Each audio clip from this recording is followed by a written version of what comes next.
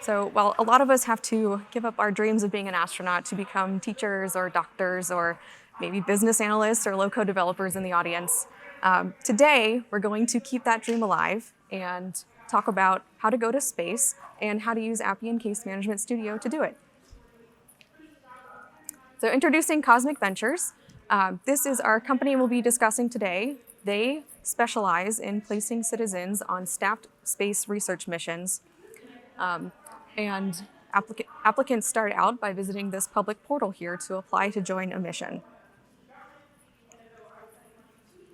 So as we walk through Cosmic Ventures use case, first we'll meet the personas that are going to use Case Management Studio to build this out. We'll talk about building out some forms with specific data and custom logic. Then we'll customize a workflow with some specific tasks. We'll check out Process HQ and use that to find ways to improve our process over time. And then finally, we'll talk about how to mix and match different modules to customize your overall case management application. First, let's meet our personas. Today, we're going to discuss both our business user. This individual has business expertise in the use cases and requirements for their case management application, but they are not trained in Appian.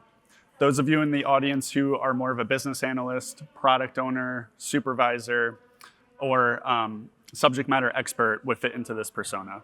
So for those of you who fit that mold in the room, definitely pay attention to the slides we have marked business persona or business user. Those of you who build applications on Appian would be classified in our presentation as the low-code developer persona, and the relevant slides will be tagged with low-code developer. We're going to showcase how both of these personas can operate symbiotically to build out valuable use cases in Case Management Studio. All right, first up, let's talk about forms. So let's go back to that public portal I mentioned where people apply to join Cosmic Ventures missions. Here's the form that they fill out, and you can see it's a fairly basic form, but let's take a closer look at how this form gets built in Case Management Studio. So first, the business user is going to use Case Management Studio to build out that form, drag and drop fields, and complete that overall layout in Studio.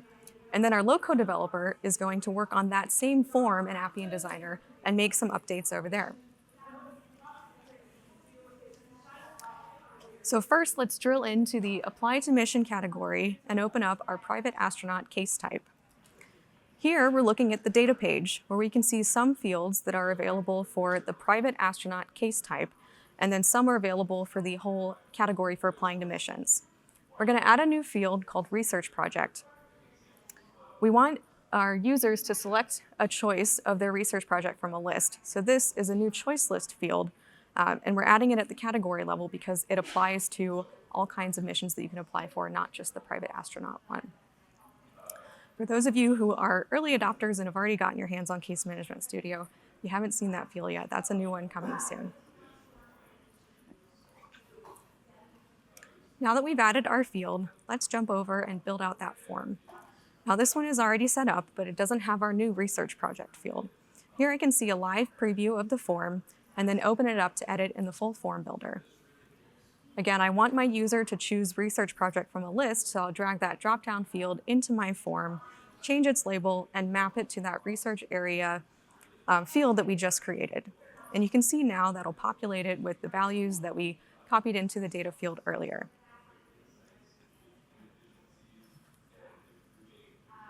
So that is what our business user did in Studio. Now let's hop over to Appian Designer, and here we're looking at that same interface object in Interface Designer. This is something I know every low-code developer in the audience is very familiar with. And you can see it's that same interface, the same fields that we were looking at in Studio. Now, as a low-code developer, I want to add a custom validation to one of the fields. I want to check to make sure that our applicants are meeting the minimum age requirement of being 25 at the start of their mission year. This means that I have to look at the values that are entered in the date of birth field and the value in their chosen mission year field and check to see if they're compatible.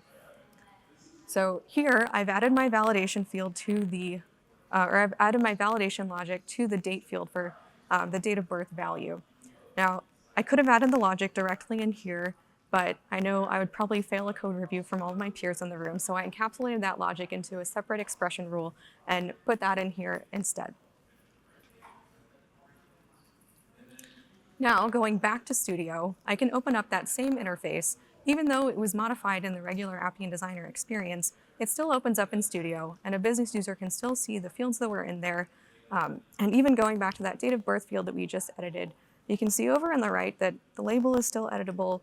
The Studio user can still interact with this field, but we know that there is an advanced validation in there. So there's an indication to the business user that something has been done extra on this field by a low-code developer.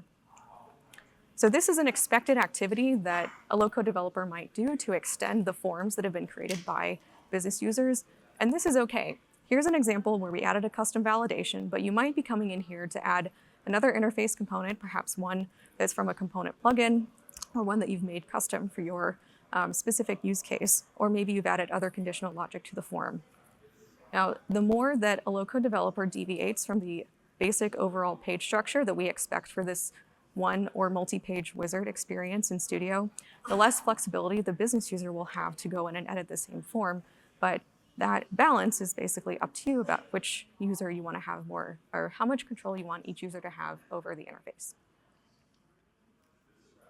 Great, thank you, Rachel. Now that we've talked about data and forms, we're going to customize a workflow. Our Cosmic Ventures firm receives thousands of applications, as we talked about, per cycle for their private astronaut applications. They need a system to be able to process these applications and triage them appropriately. So we're going to go into our Studio site and navigate over to our private astronaut case type. Here, we're in the Workflow tab. In the top left of the Workflow tab, we have our milestones. As Sam and Jonathan mentioned earlier, for those who are in the session before this, milestones are a great way to bucket tasks that are similar in nature. Here we have 4 milestones for intake review, interview, evaluation, and decision. Below that, we have a task list with all of the tasks that are in the case type and an indication of whether the due date is, the SLA, the assigned group, and the milestone. Over on the right-hand side, you can see our workflow visualization. The first task is the intake. We have some document uploads and reviews, as well as a mission fit compatibility assessment. If all goes according to plan, the candidate is scheduled for an interview. You can see we have some early exits in the workflow where they get a rejection notification if they didn't advance. We also have loopbacks. If we need more data earlier on in the process, we can loop back to a previous step. And we also have some branch-in and parallelization. As you can see in the orange coded tasks, we have a medical evaluation and a psychological evaluation, which happen later on as people get approved in the final stages. So going back to the parallelized tasks down below, you can see that Cosmic Ventures has an appetite to be able to create a new task in this workflow to perform a background check on the candidate. Now, a lot of times background checks happen with a third-party integration. And so we want to be able to create a new task type that's not present out of the box in Case Management Studio to perform this background check. So how do we go about doing that? Well, this is where you need to pull in your low-code developer to add that new task type. We're going to talk about how the low-code developer can add that new task type in Appian Designer through some very simple customizations. And then the business user is going to take that task type and add it into the workflow in Studio. So to begin, we're going to add the custom task type to our database table. This is a background check. It's very similar to the other task type structure that exists in that table. And then once we do that, we can actually build out a process model to perform the background check. This is very vanilla Appian Designer. You can see that they're creating an integration call to perform that background check, and they're going to save this process model as a custom object. When we actually go into completing the process for the workflow, we need to call that model to go execute the background check. So how do we do that? Well, in this process model, this is how you actually go and complete tasks within the system. This ships out of the box and enables all of the tasks to be executed once they're ready in the workflow. We had the example earlier of confirmations, decision tasks, document uploads. All of those task types get executed within this workflow. However, you may see there's a sub-process here where we actually go and execute the next tasks in the workflow. So we're going to open up that sub-process. And once we open that, you'll see there's another process all the way on the end, which is for our automated tasks. This sub-process lets you place in tasks that aren't completed by a human, so that when the automated task is triggered in the workflow, it will automatically execute once it's triggered. This is where we're going to place that process model we created for the background check. Now that the low-code developer has created that new task type, they've went through the same process of going through the database, adding the background check, creating the task type for it. We're now going to showcase how the business user can call upon some of that complexity within Case Management Studio, because it's the business user who knows exactly where in the process that background check should take place. So going into our studio site, we're going to go into our workflow for private astronauts once again. We can click Update and add new tasks. In the Add New Task pane, we can actually create a brand new task that's going to perform the background check. Under Task Type, we can select the background check that we just created. You can also see there's several other task types we created in the system, one being Send Email. And we can provide a brief description of this task type as well. So we're going to create this task, and the benefit of this is it's now reusable across our entire system if we had other case types where we needed to perform a similar background check. We're going to select background check, add it to the workflow, and you'll see it gets dropped in the top right of that workflow visualization. We have control to drag this task up and down in the left-hand pane to best map our mental model of the workflow. We can also now tag the dependencies and precedents so that this task executes exactly when and where we want it to in the workflow. So seeing here, we're gonna add it in parallel with our medical and psychological evaluations. All of these can happen at the same time. So we've added it there in the workflow. It shows up in the very right-hand side. And there's a little cog indication or a gear icon on that task. That indicates that it is one of those automated tasks that isn't completed by a human. It actually happens in the process automatically and triggers that third-party background check call. So that's one example of how your business user can take something that was customized by a low-code developer and incorporate it into our workflow. We're also going to showcase how a business user can have control for case assignment and routing. In our assignment rules module, we provide the ability for a business user to configure how cases are routed and assigned based on the case type. Here we have logic to say that all private astronaut case types should be assigned to the recruiters group, but we want to extend this logic to be a little bit more robust. We want to say that any cases that come from candidates in the northeast of the United States should be assigned to the US recruiters group Northeast. So how do we do this? In our assignment rules module, we have complete control to route cases to different individuals or groups based on a series of data attributes. There's conditions, condition groups, as you can see here. We also have different options of actually assigning that out via the routing type. So there's round robin, workload balancing, or shared queues. This is one of our first forays into assignments and routing and having complete control for business logic for your business users.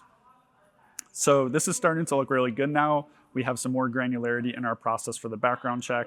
We also have more granularity to assign different cases to different individuals.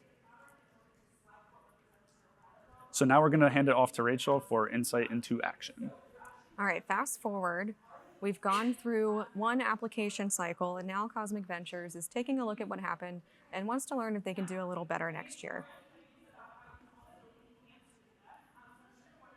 So of course, Process HQ is where we go first.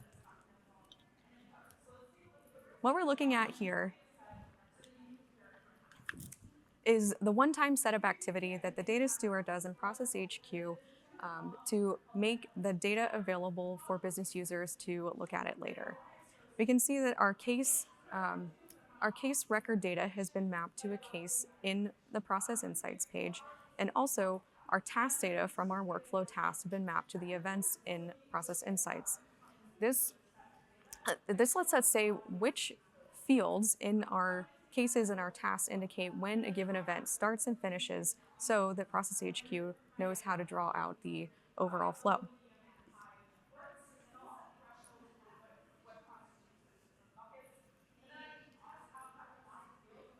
Now let's log in and see what does the business user see when they navigate to the Process Insights page. Well, right away you can see early on in the flow, there's a big red bottleneck. This task is where the recruiters review uploaded documents from the applicants. This could be CVs or other documents. We can see that it's taking an average of 17 days to complete this task. That sounds very slow, so the Cosmic Ventures team wants to improve this metric from days to minutes. So once again, our business user started things off reviewing Process HQ to see, are there any problems? Sure enough, there are. Next up, our low-code developer is going to look at those tasks that are actually slow and see if we can build some automation instead to replace the slow manual tasks. Then our business user will be able to update the workflow in Studio and finally use Process Insights again later to see if the bottleneck has been fixed. Thank you. So since we had that hypothesis that the CVs and reviewing those has been the time-intensive piece, and we've actually verified and validated that within Process HQ, let's see what we can do that's actionable to improve the process to make this bottleneck go away. Luckily, the Appian platform has several capabilities in the context of AI that can help us resolve this. So we're going to actually build out a process that has both a classification, an extraction, and a summarization element. The first piece, classify, means that we're going to take all of the documents that the candidate has uploaded to their private astronaut application, and we're going to take out the CV and identify that one. There's tons of documents that get added to one of these applications. You have your CV, your resume, your cover letter, your medical approvals, all of that. And we're going to take out just the CV and extract a bunch of data from it. So what sort of data are we interested in? We're interested in publications, patents, research, work experience, anything that would be a good mission fit for that private astronaut mission. And so with the extract documents skill, we can actually take out that information automatically from uploaded CVs that may be semi-structured, but varying slightly in different formats. Our trained AI model will get better and better at this over time so that we can get the right information out of the candidate's profile. But even then, a lot of the CV content, these people are super highly qualified. They have a lot of content on their applications. We need a quick way to summarize that content so that our recruiters are spending a lot of their time on high-value tasks, like deciding which candidates move on through the process. So we're going to use the prompt builder AI skill to actually summarize all of this content for the applicant. That's our high-level workflow. So as a low-code developer, we're going to actually segment off each of these different processes, classify, extract, and summarize into their own process models. Why would we do that? Well, Cosmic Ventures actually has a use case for classifying documents beyond just this use case I mentioned. For instance, when they actually do the employee onboarding, there's a whole wealth of medical documents they need to classify and put into the right folders in their system. For this reason, the low-code developer is actually going to build these in separate process models as separate task types so that your business user has full control for when and how they can choose to use these different elements in different workflows for different cases. Let's talk about tasks. So for those of you who were in the previous session, we gave a little bit of overview of tasks and task blocks. I'm just going to start by calibrating everyone to what a task is in the concept of Case Management Studio. So these are discrete work items that could be either attended by humans, like the confirmation task, the document upload one, choosing a decision. There's also a lot of automated tasks, like the background check process we just created earlier. Here, we actually fast-forwarded a bit and created 3 different task types, one for each of the AI skills we talked about, for classifying documents, extracting CV data, and summarizing the candidate. Each of these task types can be reused across different workflows within your case type configuration. We've also talked about task blocks in the previous session. But to show you an example here of some task blocks, the 3 tasks that happen in parallel for the classification, extraction, and summarization, we think that we can use these in several of our workflows in Cosmic Ventures. For instance, if you're applying for an internship or a full-time position, these are also super valuable AI skills to have all go together in a single task block, so we can summarize those applications as well. This reuse provides a great candidate for a task block. So let's add it. So we're going to create a new task block and show how that functions. We click on Create Task Block. We'll give it a name, this case Summarize Candidate, and a brief description. We're then going to add the tasks that we just created for classification, extraction, and summarization. We can rearrange these to best fit the mental model that makes sense for us. And then we can actually create dependencies between them so that it executes in the order we intend. This means that this reusable pattern of all the high-value AI components that our low-code developer configured can be used wherever we need it to as a business user. Now that we've created that task block, we're actually going to take that action and put it to completion. So as Rachel mentioned, we looked at Process HQ. We saw that the document review step was the slowest part of the process. And now we're going to actually replace it with AI automation. Navigating into our private astronaut case type, we can go and actually remove that second flow of reviewing the uploaded documents, something a human had to do manually each time. And instead, what we're going to do is we're going to replace it with our flow for classification, extraction, and summarization. So each of these 3 tasks have dropped into our workflow, and we can set them up to execute in the sequence that we desire. So the value of this is that very early on in the cycle, when there's a high volume, a lot of this work can be automated so that the recruiters are really looking at what makes the most sense for them to make those final selections. You can see here we're deciding the dependencies and what different tasks lead into. And finally, on the right-hand side, the visualization indicates exactly what we intend. Now, it's been a year later, we went through another applicant review cycle, and let's take a look at Process HQ. So in this Process HQ summary page, we're at the very highest level. You can see that on the very left-hand side, early on in the flow, there's no more red. So what does that mean? It means the bottleneck has actually shifted further into the final selection piece, where we actually want it to be. We want to make tough decisions, to actually have a lot of people in the room making those decisions of who moves on to the actual final selection, rather than having all of that time up front with thousands and thousands of applications to review. So this has really streamlined the decisioning process for the private astronaut case type. Let's also talk about, while we're on the topic, the concept of getting new functionality into Case Management Studio. Sam and Jonathan hinted at this a bit earlier. We want to go a little bit more in depth and show you a visual of what this looks like. So the conversation may go something like this. You're a business user in the audience right now. Maybe you saw something really cool today in one of the Case Management Studio sessions. You've read up on the release notes. You attended a recent webinar. You saw something you really like and you want it now. The low-code developer, well, their response to that could be, I can install that today. Why is that? Because Case Management Studio is built in a modular architecture. You're able to install new functionality as modules, which are separate application containers. They're deployed similar to an app market utility, where you install the application and you hook it up to the existing application container in your environment. Here's just an example of some of the case management modules we have today. Case record chat, report builder, public portal, automated case routing, these are available today. Some planned and upcoming modules include the My Cases module, some bulk case actions, etc. So the way the modules work is you incorporate them. What is incorporation? It's, like I said, similar to an app market utility. You install it, there's a series of setup steps. Some examples of those could be adding a new record action to your case record. It could be adding a new UI element to a record summary, or it could be adding a sub-process to an existing process. We're going to showcase an example of incorporation and install in just a moment. So let's deploy a new module. We're here as a low-code developer in Appian Designer. We're going to deploy the record chat AI module. And all we have to do is install the application container, inspect, and you can see it's only a couple dozen objects. Each of these is intended to be small and piecemeal, so that you only have to install what you need onto the environment. We don't want to have to increase developer comprehension by installing thousands of objects you may never use.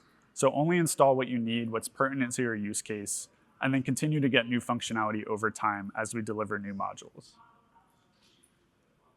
So what does setup look like? Now that we've installed the AI module for record chat, let's see how you actually set it up.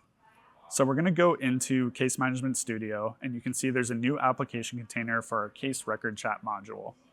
We're going to navigate to a record summary UI.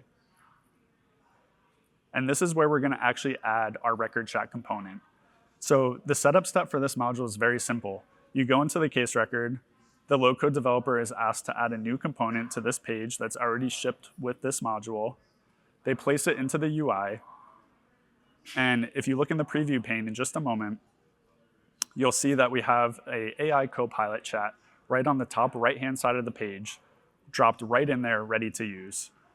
The great thing about this is that we've thought about responsiveness, accessibility, UX, so you don't have to. You actually just have to install and go. Now, the great thing is with Case Management Studio, we want you to customize and extend your solution. We want to make sure that it fits your use case as you want it. So there's nothing stopping you from customizing any of the objects in both the base application or any of these modules. The reason for that is because a lot of the new functionality is going to be shipped as modules. And if you ever did want to upgrade an existing module because someone enhanced it or made it better, you're only working with a few dozen objects as a merge point, rather than several hundred or even thousand. Now that we've installed the case record chat, this is what it looks like on our workspace. So case workers here can actually chat about their cases and get pertinent information from the AI Copilot. This is just one example of a module. There's many more to come. And there you have it. Sometimes our business users and our low-code developers will be working individually and sometimes collaboratively to build out their custom requirements for a case management studio. And if any of you still really wants to go to space after watching this, today is the last day that NASA is accepting applications for this period, so you got a few hours left and should get going. Thanks everybody for coming. We definitely have some time for questions. If you want to get your hands on Case Management Studio right now, go to the Community Hub. There is a booth available. Tomorrow, watch the live build challenge because the contestants are going to be using Case Management Studio to beat the competition. And if you want to get Case Management Studio enabled in your environment, talk to your Appian representative. Thank you.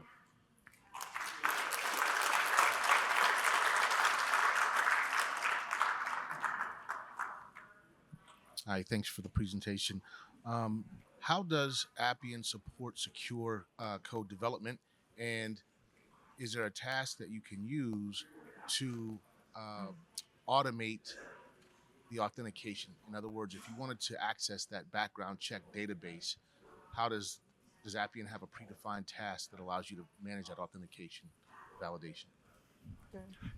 Yeah, sure. So a lot of the security within Case Management Studio is left to be configured. We don't really ship with a predefined security model. However, with that said, we know that you want to be able to tailor that for your use case, for what the business desires.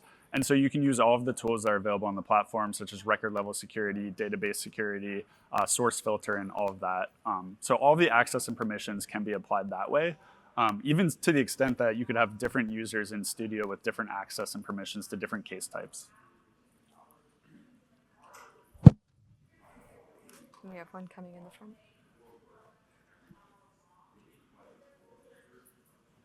How is versioning handled between different releases of your case management workflows?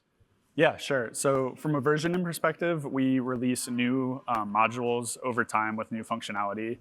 Typically, our thought process is that we'll release one version of something, and then if we release a better version of it down the line, it would just be rebranded as a new thing. And then you would have the decision in to either take that new thing or leave what you have. And then if you did want to take the new module, you can install it on top. There's maybe several incorporation points. The base application itself, we do version that to an extent so that when we have brand new platform functionality that we may want to revise, we would ship new versions of that base application. Oh, you're talking about workflow specifically. Sorry. Yes. Got it. Okay. Yeah. Yeah. So from a workflow perspective, any new cases that are created inherit whatever is in the workflow configuration as it stands then and there. We don't have an out-of-the-box version that's stored in the database of all of those changes made to the workflow yet. But we know it's sometimes something that people would want to have, so definitely keeping an eye on that use case. Who else?